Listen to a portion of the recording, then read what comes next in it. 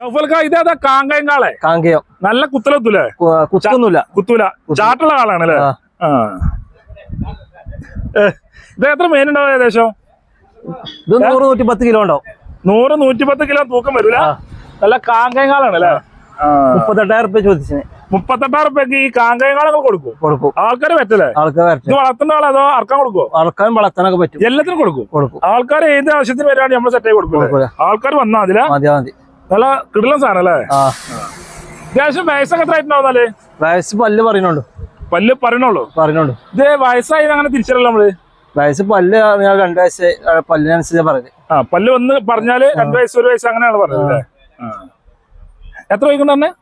38 റുപ്യ വെച്ചു. 38,000 റുപ്യ ഈ കാങ്കയം കാള നമ്മൾ കൊടുക്കൂലേ?